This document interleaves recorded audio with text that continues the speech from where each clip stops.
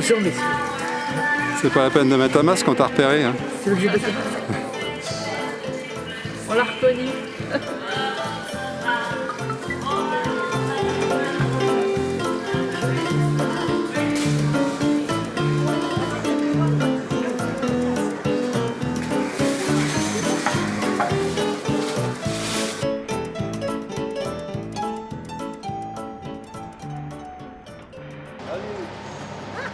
Là pour le chef des chefs. Ah bon? Ah bah merci pour le chef. Hein. En ta personne. Allez, vas-y. T'occupe pas de nous, fais ton travail. Ça va, je n'entends pas trop. Voilà, vas-y. Je vais remettre la pile dans le pot céramique. Voilà, voilà. Oui, alors, c'est le mardi. Grand marché de l'orgue. Un être exceptionnel. Putain, ça marche pas. De 25, il y a eu 20 ans, ça marche pas. Des années, on peut plus être côté.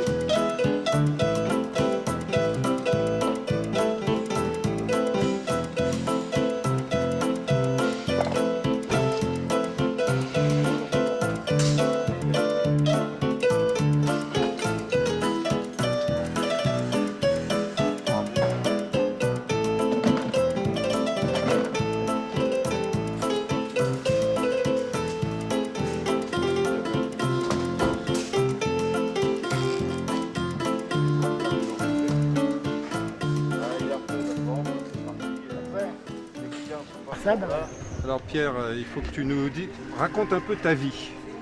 ma vie. Oui. Je sais que c'est très long, mais il faut que tu nous racontes Oula. ta vie. Eh ben mon Dieu, revenu de l'armée, étant donné que j'étais un peu dans la couture, je me suis mis à pièceur. À pièceur, ce qui veut dire comme ça, faire des vêtements aux mesures d'avoir un patron qui vous donne le travail et vous le ramenez pour l'essayage et voilà. Faire une veste, voilà, c'est tout la veste. Et puis en faisant ça tout doucement, après j'ai vu le marché. Uni. Ah, une Sans fantaisie. ouais. Sans fantaisie. Un petit peu fantaisie, voilà. Ça c'est nouveau. C'est tout récent. Et c'est plus anti-tache. Il est comme le patron, c'est tout nouveau. Oui, c'est tout nouveau. Exactement. C'est pour mettre dehors. Ben, vous le mettre aussi bien dehors. Parce que ça, c'est. Non, les rondes, elles sont jusqu'à là. Non, elles sont jusqu'à là. Et tout ce que vous avez en bas, en fantaisie, c'est tout des ronds. Elles sont anti-taches, elles sont tous anti-taches, regardez. Anti-taches. Non mais ça c'est trop clair pour moi. Oui, non, mais pour vous dire, admettons, pour vous dire la qualité, il n'y a aucun problème. Ça les rondes, elles sont là. Elles sont comme votre mari, anti-taches. Anti-tache, Voilà. oui, il y a 63 ans qu'il est là. C'est pour ça que j'ai mis et- le masque, parce qu'on ne voit pas les taches. J'ai pris envie de faire le marché. Alors qu'est-ce que j'ai fait? Je suis resté dans la couture. Alors sur le marché, je vendais des vêtements d'hommes. Et alors au bout d'1 an, j'ai vu que l'homme achetait un pantalon tous les années. J'ai dit, je ne pourrais pas casser la croûte. Alors je me suis lancé dans la couture. Et pour faire de la couture, en France, j'étais le premier à vendre des robes sur le marché. Pas dans le magasin, mais sur le marché. Ah ouais. Et alors que comme j'étais dans la couture, j'ai fait 1 ou 2 robes comme ça, puis il y a tout doucement, j'en ai copié quoi. C'est comme ça, hein, c'est normal. Voilà. Et mieux, c'est quand j'étais à Paris pour acheter de la robe chez un grand. Le gars il est tellement au courant, quand il m'a vu entrer, il me dit pour copier cette robe, c'est la meilleure, commercialement. Alors j'ai pris ça, j'ai commencé à faire la couture. Après j'ai trouvé des petites filles, des femmes qui faisaient de la couture. Ils m'ont fait des robes. Et pendant 6 mois, comme ça, c'était comme ça. Et après, tout doucement, on s'est mis à vendre des robes et fabriquer des robes. Et à Lyon, il y avait, comme j'étais de Lyon, il y a des fabricants, et ils se sont mis dans la robe aussi. Ils achetaient à Paris, puis ils vendaient à Lyon. Voilà. Exactement. Après la robe, j'ai fait des foires. Des foires en Alsace, de l'Alsace jusqu'à la Moselle. Et là, je partais pendant 1 semaine, j'ai fait ça pendant 10 ans. Bien content, tout ça. Je rentrais en fin de semaine, j'étais content. Je repartais le lundi matin, dardard, voilà. J'ai fait ça pendant 10 ans, bien comme il faut. Et puis voilà, ma vie, elle était faite que de marché, c'est-à-dire 64 ans forain, à l'heure actuelle. Et j'en ai 90 quand même. Hein. Alors voilà, et Et puis, t'es né où? ah, je suis lyonnais, je suis né à La Part-Dieu. D'accord. À La Part-Dieu, enfin à La Part-Dieu, il n'y avait qu'un hôpital, il y avait un grand hôpital. On appelait ça dans le deuxième. Et puis voilà, je suis né à Lyon. Tes parents étaient... Et mes parents, ils sont nés où? Ils étaient, mes parents viennent de Turquie. Ah, de Turquie, c'est pas d'Arménie. L'Arménie, elle était au moins des Russes. Et ils se sont sauvés. Voilà. Et non, sinon, ils ne se sont pas sauvés. C'est-à-dire que, non, il faut dire comme ça que mes parents sont nés de Turquie. Parce que la Turquie n'était pas vraiment la Turquie. Il y avait de tout. Il y avait des Grecs, des Turcs, il y avait un peu de tout. Et de là, ils se sont sauvés quand il y a eu le massacre. Ils se sont sauvés comme tous les Arméniens. Mon père. C'était en 17, non? Hein? En 1917, non? Exact, bravo. En 1900, oui, à peu près 17-18. Mon père, il est parti en Amérique. Ah ouais? Par contre, il est arrivé à New York, hein, c'est tout. Ah ouais? C'est tout. Ma mère et ma grand-mère, avec mes deux cousins, quand ils sont venus en France. Et un bateau, quand il va en France, il s'arrête en Tunisie. Et quand les gens descendent de Tunisie, 3-4 jours, ils téléphonent à Marseille, disant, admettons, on n'attend personne. Et comme pour la guerre de 14, il y a eu pas mal de morts, la France avait besoin de main-d'œuvre. Voilà. Et c'est de là qu'ils nous plaçaient. Quand on arrivait, on ne restait pas longtemps. Pas pour nous, hein, je ne dis pas pour mes parents, ils ne restaient pas longtemps, puis ils les plaçaient à gauche ou à droite, ou à Bordeaux, ou à Lyon, un peu partout. Voilà, à Dessette. Et mes parents se sont rencontrés à Saint-Chamond. Mon père d'un côté. Oui. Il y a beaucoup de Turcs à Saint-Chamond. Voilà. Il y a toute une communauté turque. Ouais. Ils se sont rencontrés là-bas, et puis de là, ma mère qui était une femme très commerciale, elle avait envie de faire du commerce. Alors ils sont arrivés à Lyon, et ils ont pu avoir un fonds de commerce rue Paulbert, à l'angle de la rue de la Bannière. Et ma mère qui était très commerciale, très commerciale, elle vendait l'épicerie si vous voulez mieux. Et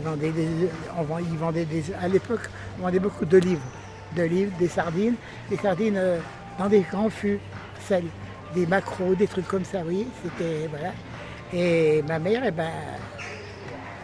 elle était très commerciale, et comme à Lyon, il n'y avait pas beaucoup de commerçants, et ça commençait les commerçants orientaux, elle était voir un grec, tout ça. Si vous voulez des olives, moi je vais à Marseille, je vous commande là-bas, ça vous coûtera même moins cher. Comme ça, et elle a ramassé beaucoup d'argent. En travaillant. En travaillant. Et elle a acheté une villa, elle a acheté 2 villas, des trucs comme ça. T'as hérité de ta mère alors? Hein? T'as hérité de ta mère pour le côté commercial. Très commercial, très commercial. Et puis voilà, ils ont toujours travaillé. Et puis voilà. Et moi, alors, comme je vous dis, le commerce, voilà, ça a été comme ça. Voilà. Il y a beaucoup d'exploits à dire parce que c'est bien content. J'ai pu connaître des forains de l'Est. Ils étaient je ne me rappelle même plus, de Besançon, de Belfort, tout ça. Ça m'a appris à connaître les gens. Et puis après, entre-temps, je me suis marié aussi. Et avec ma femme, on a connu beaucoup de personnes, beaucoup. D'ailleurs, ils nous cherchent en ce moment parce que après, on a fait vraiment. Mon histoire, elle est très. Je pourrais mieux l'écrire après pour le passer. C'est vraiment. Il faut faire un livre alors. Ah oui. Et alors, tu es là depuis combien de temps? Ici, si je suis venu ici, c'est qu'en débarquant à Givors, le dimanche, aussi bien le dimanche, le vendredi et le mercredi. Il y avait 3 marchés. En été, les gens, ils n'allaient pas en pays. Ils allaient directement sur la côte. Alors nous, on perdait toute notre clientèle. Alors qu'est-ce qu'on a fait? On était les suivre. Et en suivant, on a été dans un camping. Et on faisait tous les marchés comme ça aux alentours. C'est comme ça que j'ai connu l'Orgue. Voilà. Je suis tombé à l'Orgue pour faire le marché. Je suis tombé à Salerne pour faire le marché aussi. Et Draguignan, la même chose. Puis je faisais aussi les campings. On faisait même le marché le matin à Saint-Maxime. Et l'après-midi, on faisait Cavalère, un camping. Un des plus grands campings de France. Ouais, Quoi. ouais. Voilà. C'est comme ça que j'ai connu ici. Et tu étais installé ici depuis quand alors? Ah, j'ai acheté ça on a acheté ça en 80, et on est venu définitivement en 98. 80, parce qu'on est venu ici, sans rester, on restait une semaine, 15 jours. Mais en 98, c'est là que je suis resté. On a vendu à Villeurbanne, où on habitait, et on est venu définitivement ici. Voilà. Et je faisais aussi les marchés. J'étais le seul commerçant en habits ici. C'était que des maraîchers. Ouais, Ça a partait de vraiment là. changé là. Ah oui, ça partait de là, j'arrive même pas à dire, jusqu'à la rue Longue. C'était très court, mais c'était que des vendeurs du marché, quoi. Moi, j'ai déballé ici, voilà. Le gars, c'était même une femme qui plaçait. Elle m'avait dit non, on ne monte pas un cirque ici. Comme à l'époque, on avait des barnums, c'est-à-dire des 8 mètres de toile. 8 mètres de toile d'un seul coup, on montait. Voilà. Et là, c'est là, ici, même que j'ai déballé, quand je me rappelle après. Voilà, par ça, ça a continué. Et alors, tu as quelques hobbies dans la vie, qui est la caméra, le film. Ah, la caméra, oui, effectivement, c'est vrai. La caméra, c'est quelque chose que, en regardant un peu la télé ou les trucs comme ça, j'ai vu comment on se prenait pour faire un beau film. Cette lubie, je l'ai eu à Lyon aussi. Je faisais les mariages, beaucoup de mariages. Je faisais aussi un peu de tout. Mais en principe, comme je suis arménien depuis le 24 avril, c'est la commémoration, je filmais régulièrement.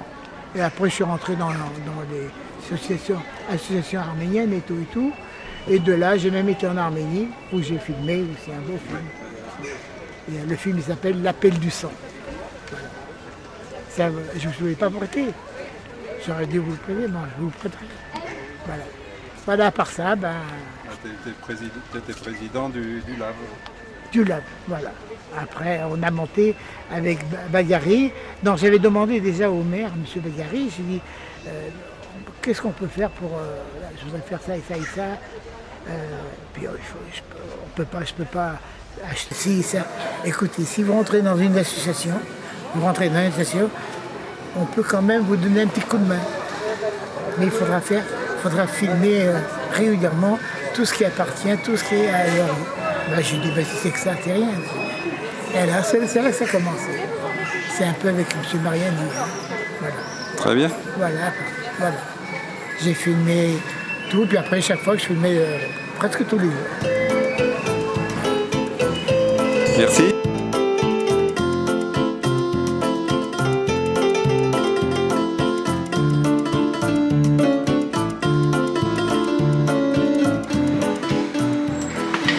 Ça pour Pierre.